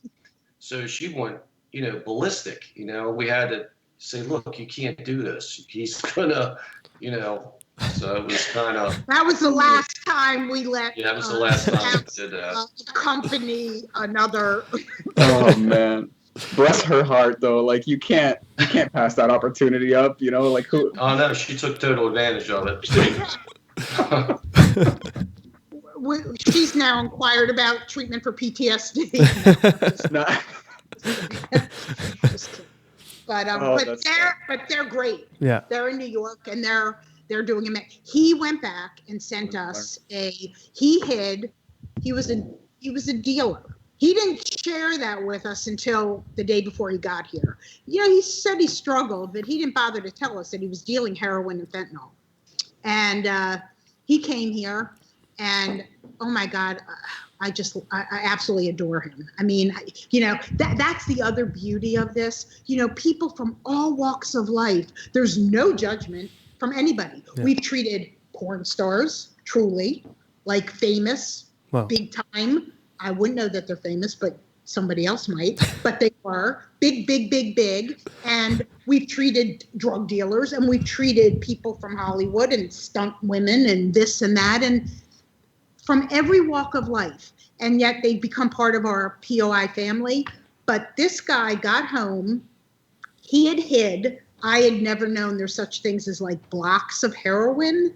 Like that's how they come in blocks and he had hid pills and blocks of heroin and because he didn't think it was going to work. So he, the poor New York sewage system, he got home that night and dumped everything and videoed it down the toilet. Wow. And sent us the WhatsApp, the video. Obviously, we can't post it. Nobody, Yeah. But wow. And he was like in tears, like what the power of I, what he goes, this is the true power of I. It would have been great if we could have used it because really, but really just incredible, like George not thinking it was going to work. We moved down here. It was 2-3 years after he had been treated. And one of the suitcases, I opened it up, and in one of the pockets was like a stack of Suboxone. And I'm like, George, and he's like, Diane, I used to hide it everywhere just to make sure I had it in case I needed it. Mm. And that's how your brain thinks. Because if I went on a trip and the plane got canceled, I had to stay there extra days. That's how your mind thinks, so ahead of what you're doing because of that. It sucks. It's a big fear game. Yeah. Yeah. The withdrawal of those long acting is even worse than the short acting. And, so it's bad. And we threw them out because we wouldn't, I wouldn't give my worst, I might give my worst enemy Suboxone, but there's nobody that we would give Suboxone, any of those long acting to. Wow. Is that why the long acting is like the solution in the States? Because like the withdrawals are like prolonged, so you won't die or something? Like what's the logic there? I don't understand why they're worse. They're actually worse because it sticks to the receptors like tar. But that's how they want it that way because they know you're coming back. Wow. See, the methadone, you're going to be there in the morning. Every day. If you're not there, you're not going to make it through the day. You'll be so sick you can't see straight. That's fucked up. Oh, I know. When we took that kid that had methadone, we had to schedule the flight after he had his methadone treatment in the morning in Baltimore, schedule it so that we knew he was going to get dosed the next morning, so that he didn't go into withdrawal. And with Suboxone, Subutex, and all the long-acting for the opiates, so methadone is used for heroin, and then Suboxone and Subutex and Vivitrol are used for opiate addiction. Well, the half-life can be days. So what happens is that opiate, that's in the system, and then it fights the Ibogaine. So we have to put them on short-acting when they get here, morphine, and get that to try to get that so that the receptors aren't blocked. Okay. But it is worse. But why did they do the Subutex and the Suboxone? Well, they did it because then they're not buying street drugs. Now you're buying them from us. George, every month would have to go to the psychiatrist, get a prescription? No, the general doctor, he took like a 2-week course and it allowed him to prescribe, Suboxone. And I bet you he gets a cut or something, right? well, you Something got to pay terrible. him $150 to walk in the door. For Okay. a There you go. 5-minute visit. Yeah, not even. And then you go to his friend who owns the pharmacy down the street. There you go. And that's the medical it's another system. $300 down there, so it was $450 a month. And that's you know? that's a cash cow. Keep that long term. Yeah. Well, now they've done something called Vivitrol, which is a 30-day shot. And we had a patient that went into a 28-day program after they left here, and he texted me before they took his phone, and they said, I went through the, and I had spoke to intake and said, he needs nothing. He is 100% clean, nothing. He just needs therapy. He needs some tools for his life tool belt. He calls me, says, well, they want me to sign something that they can give me when I leave, this thing called Vivitrol. It'll be an insurance policy so I don't use once I leave. And I said, do not let them give you that. I said, that is a long-acting opiate. You need nothing. You might as well have thrown the money away here because that your brain will remember. And so the reason that they came up with Vivitrol, in my opinion, is, okay, well, people were starting to deal the Suboxone strips and the pills and getting high off of them. Well, now they say, okay, well, here's the deal. Nobody's dealing. We're going to give them a shot that lasts 30 days. They charge $1,000 to do it. They come, they get this expensive shot, but here's the problem with that. When you're taking Subutex or Suboxone, it's one day, every day you take it. If you choose to go try an opiate, it may or may not work. It'll block it. But if you have a 30-day shot in your system and you go and try to do opiates, what's that do? So, in my opinion, that was done strictly to keep people dependent. It's another great way for pharmacy, for the pharmaceutical companies to make money. Yeah. And again, you're just switching one addiction for short acting to long acting. And it's dangerous. And then what happens is these people go off, and when they go back on to their short acting, they go to the same dose that they used to take, and that's where the death happens. That's where the overdose happens. Oh, shit. They're taking a small amount to keep them going, and then they say, I'm going to go try, and they go. We had a guy here that was on Suboxone and went and did heroin. He had a toothache. He couldn't get medicine. He's like, F this, and went and got heroin and OD'd. They had to give him Narcan, and he was on a plane to us. He OD'd twice before he came to us twice in 1 week, and then came to us. Whew. And he came to us. He'll be clean a year in May 26th. That's incredible. But I love hearing that's this. What happens. I know everybody's. It's always these stories that are like breaking our hearts, and it's like, but he's clean. It's been years. They're like, oh, okay, thank God. Yeah, but he thought he could take the same amount as he used to. No.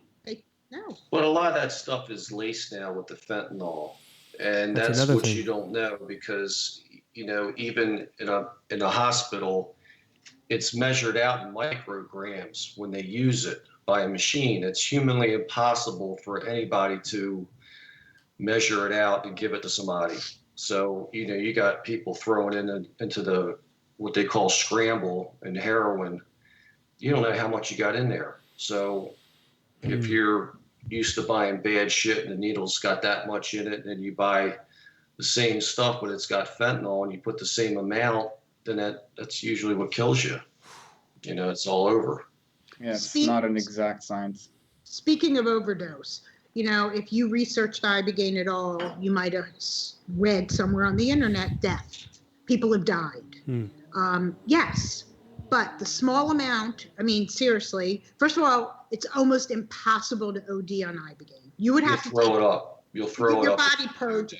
Okay. But the idea behind the deaths that have happened are like twofold. So it's either that they had a pre-existing condition and they didn't tell the facility, and the facility did not do their due diligence in finding out, and they weren't monitored properly. Or the other case that has happened with some people, again, really falls on the due diligence of the facility, is there are people, the first hour or so of Ibogaine, of the flood dose, you don't really feel anything.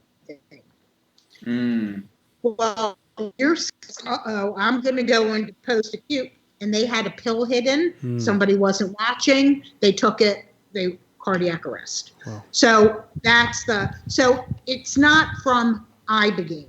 It is from pre-existing or drugs being, an co-interaction kind of thing. Contradictions, that's all that stuff. Yeah, that's really important for people to. If you're trying to demonize this stuff, you're really being disingenuous. That's what it sounds like. I mean, exactly. Think of the.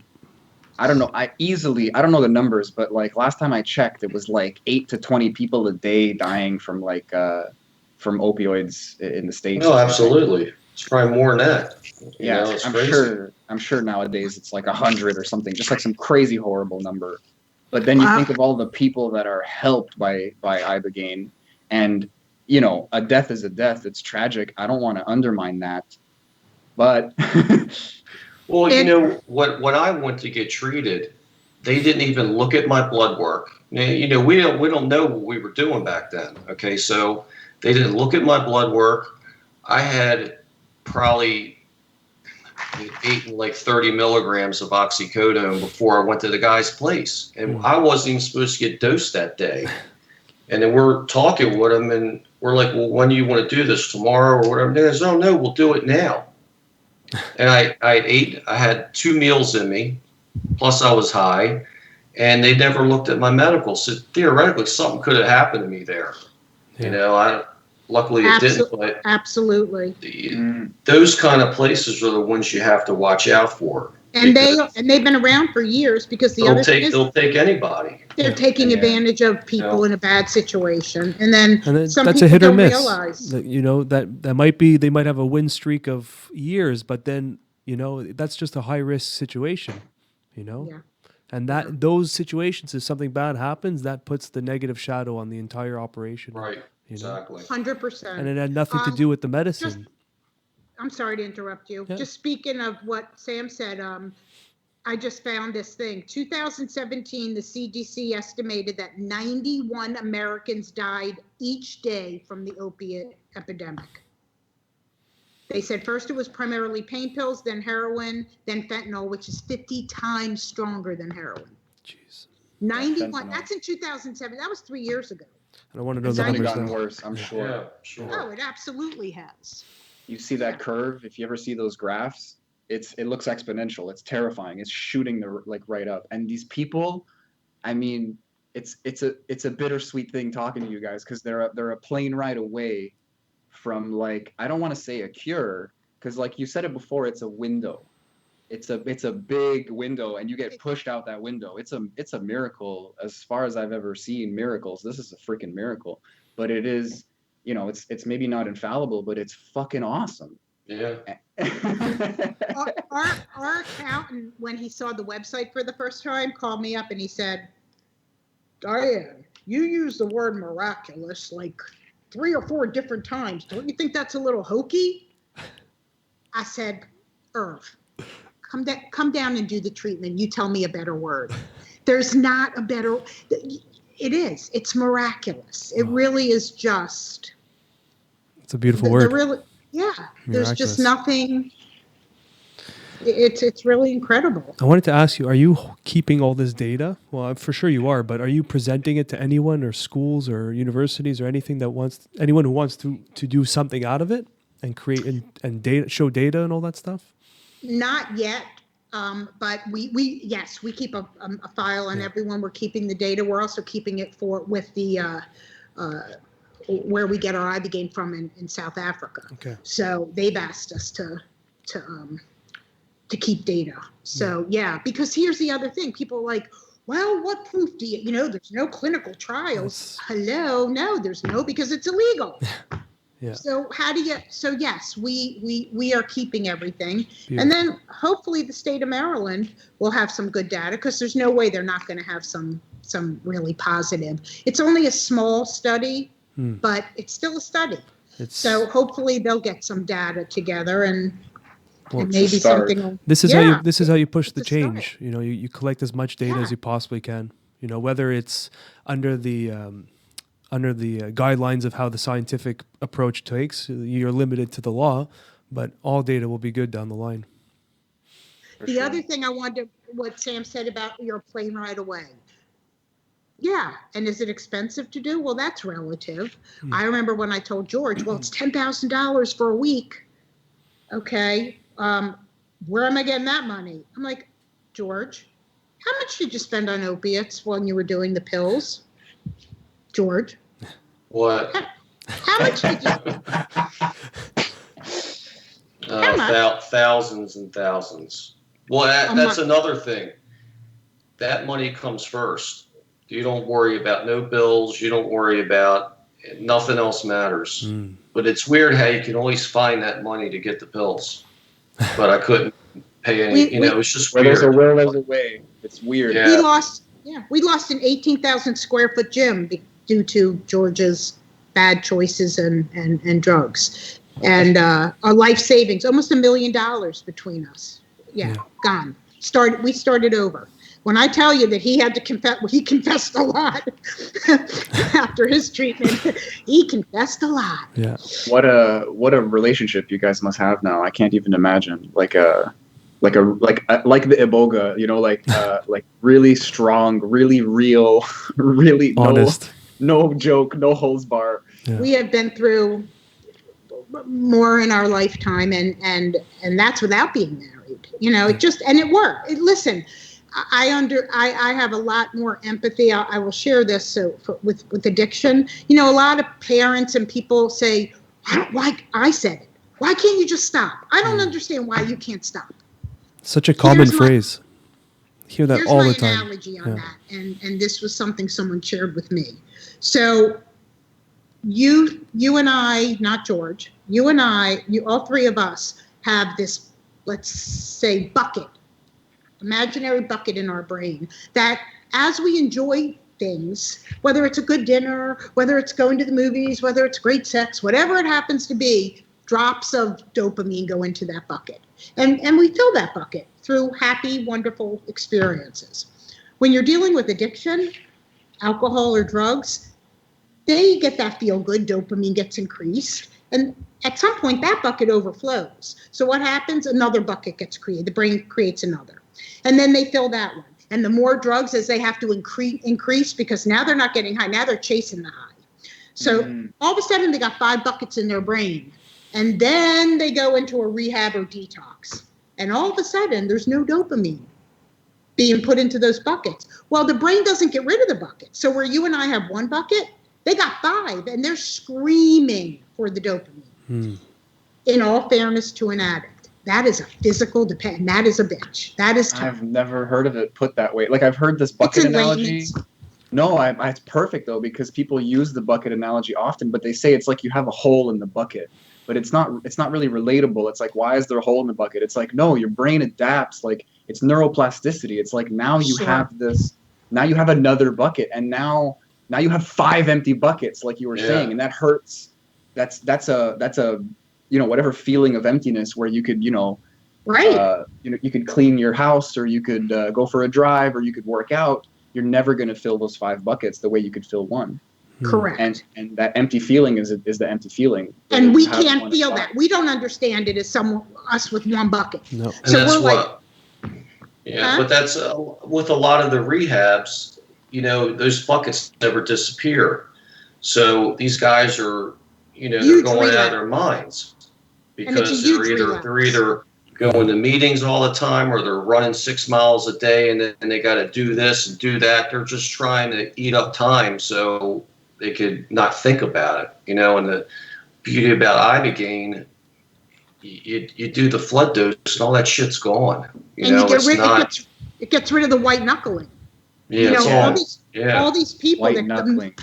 You're one day at a time, like they say. You have to hold your breath every step because you might relapse, kind of thing, and you have to walk this kind of razor's edge.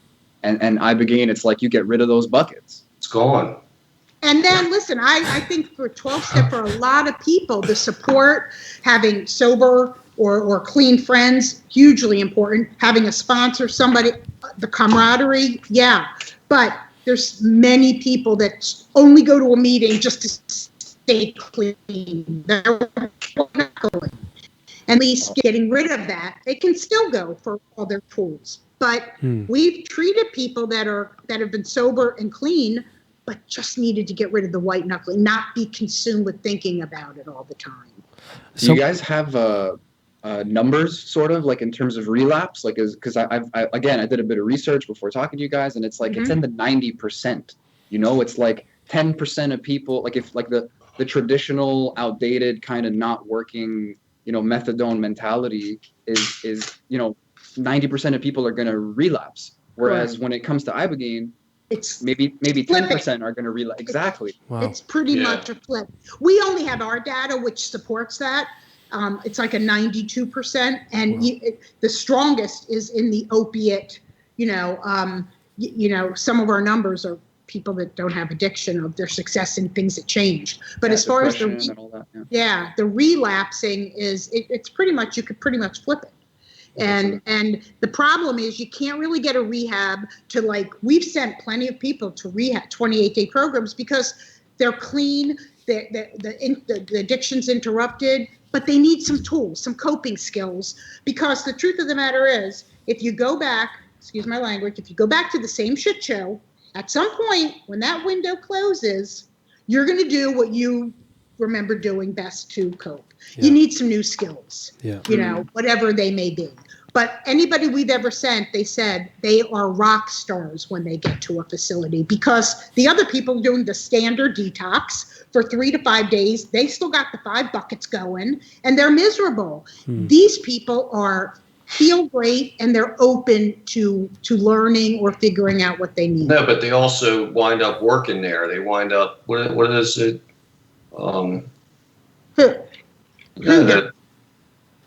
What's his face? He wound up working there. Raphael. Oh yeah, they end up being support. Yeah, they end up, but and let me just, before I forget, this one thing about the expense of Ibogaine treatment. First of all, so when George is like, where am I going to get? So George, how much are you using? Well, when I was doing the pills, it was $3,000 or $4,000 a month. Great, I'm glad to know that now. Thank you. That's why we couldn't pay the rent at the gym. Thank you. But I never gonna live that one down, George. I forgave him, but of course. But then he said, but no, I'm only spending $400 or $500 a month with the Suboxone. Okay, so a year of Suboxone, that's $6,000. So in a year and a half, you're going to give yourself a raise, because once you do this, from what I've read and what I understand, you will never need that again. Yeah. So when the people say, oh my God, 7,000, 10,000, whatever it happens to be, and it's funny because we are actually less than what we paid for George. Like, that treatment of 10,000 for us is 10 days. George only got 7 days, and he didn't even stay at the facility. We had to pay $8,000 at a hotel. Yeah. But the point is that what they'll find the money, if they can find the money for the drugs. Just think of the raise that so many of these people, whether it's alcohol or whatever, what they spend and we had a guy here, he's been drinking for 30 years. 30, and on Suboxone. Boy, is he giving himself a raise. He just went back to Seattle. And how much did you drink? How much were you spending on alcohol? He said that he probably was spending, $300 to $500 a month on alcohol. And then his Suboxone. Well, and then put it into 30 years. Dangerous in itself. Yeah. So if you really want the help, you find a way, For sure. and it's an investment to changing your life. It's a very different, these rehabs that are charging $30,000, $40,000 a month and going through insurance companies and all of that. Somebody's still coming up with a copay. Yeah. So they're still paying something. And the success rate, I do think that some people that need both, that can use this, and then there's a benefit. Nobody wants to go get into bed with an Ibogaine clinic because they have their own detox and they have their own center, and that's... Well, they want you coming back, though. They know you're going to lapse and you come back. Yeah, they bank on the relapse, and they bank on the fact that they're getting paid from an insurance company, and they're also getting paid to detox. Yeah. Yeah.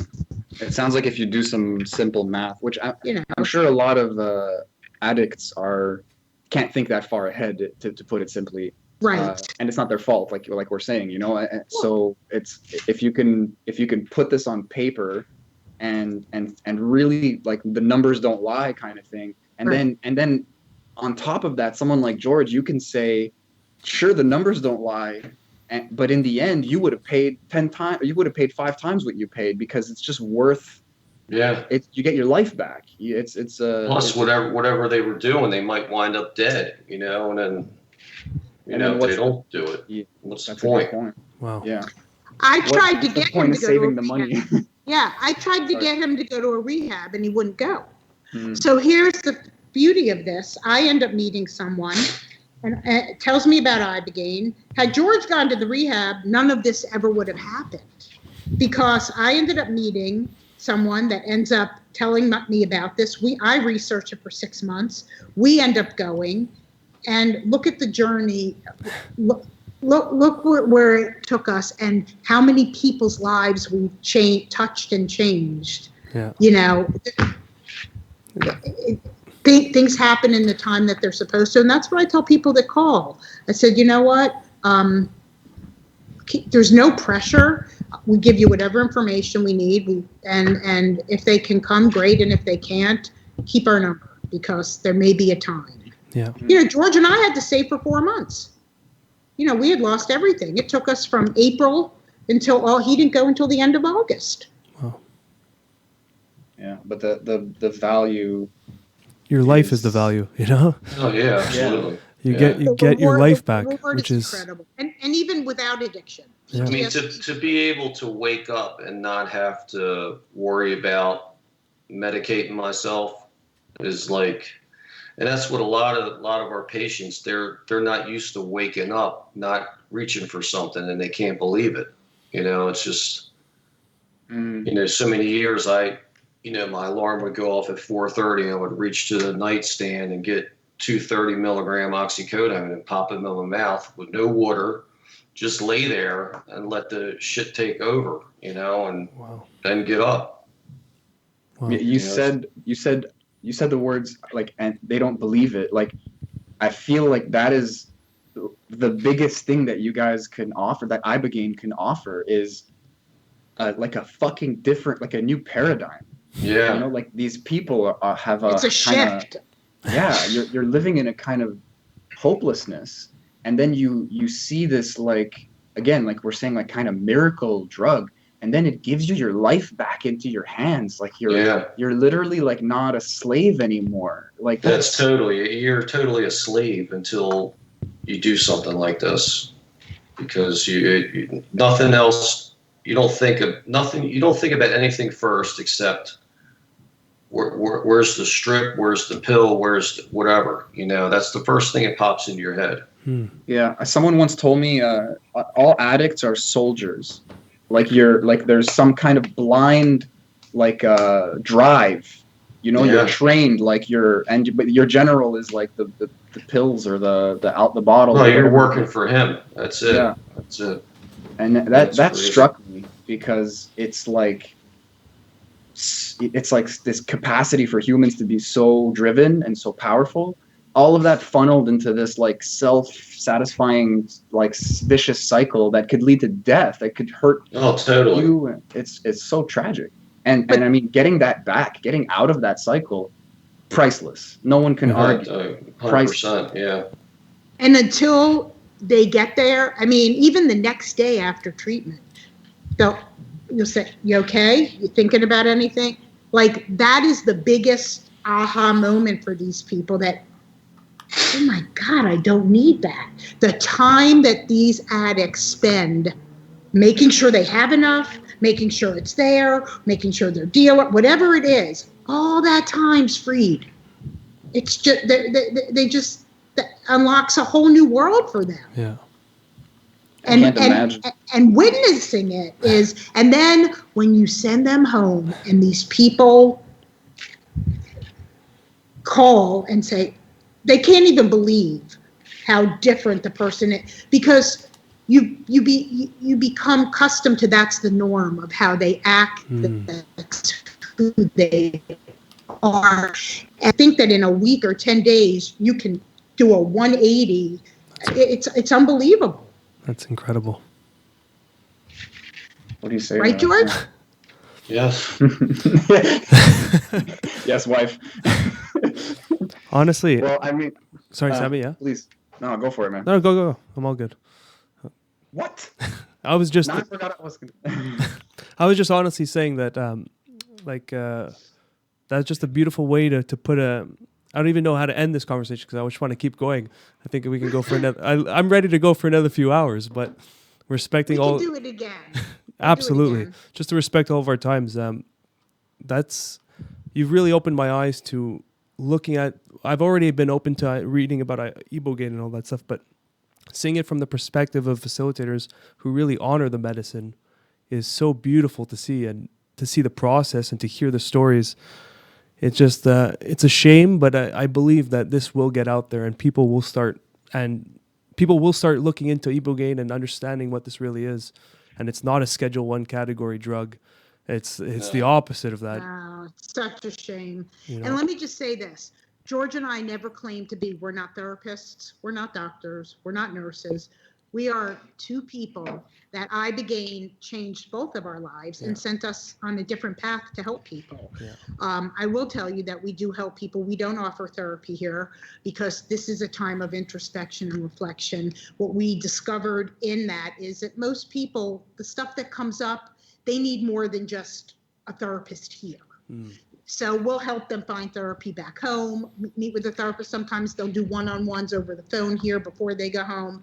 So we do things like that. But what we say is that we just have we have a major in Ibogaine and a minor in caring, or vice versa, helping people change their lives. That's beautiful. And it's really rewarding. And we would love you guys to listen. The best way for you to really get it, come on down. I'm so in. I'm so Come in. on. This is my next project. Like I've never had something like call me so strongly in my life. Like this is really fascinating. And honestly, like I don't want to sound cheesy, but like I am honored to be any kind of part of propagating this information or giving you guys like extending your voice in any way. Like Thank you. Thank you. But you need to that'll be the next time we meet is after you come and do it. Then we can do another podcast so that you can share. Then we'll have the shamans come down then.